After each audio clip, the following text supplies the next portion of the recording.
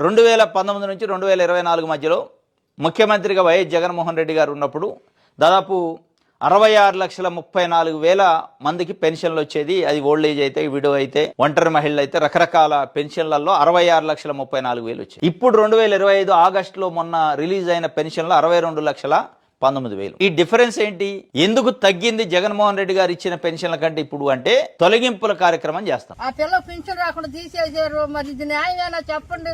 మీ ప్రభుత్వం వచ్చినాక నాయన మాకు ఇట్లా అన్యాయం అయిపోయింది. అంతకు ముందు చిన్న ఫ్రాన్స్ అతని అయ్యా మాకు కావాలని చేశారా లేదంటే ఎందుకు ఇట్లా చేసింది మీరు?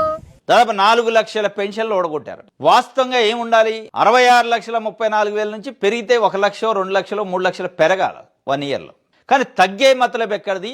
ఈ మనసుంటే పేదరికాన్ని నిర్మూలించవచ్చు అని చెప్తున్న చంద్రబాబు నాయుడు గారికి ఇక్కడ ఎందుకు మనసు రావట్లేదు? ఈ మనసు ఇక్కడ రావాలి కదా. గడిచిన 5 సంవత్సరాల్లో జగన్మోహన్ రెడ్డి ఉన్నప్పుడు ఇచ్చిన పెన్షన్ల వల్ల దానిపైనే ఆధారపడి జీవిస్తున్న ప్రజలు ఉన్నారు. వాళ్ళకి ఈ రోజు మీరు కట్ చేశారు. వాళ్ళ జీవితాలు అగమ్యగోచరమైన కక్కావికలం అవుతుంది.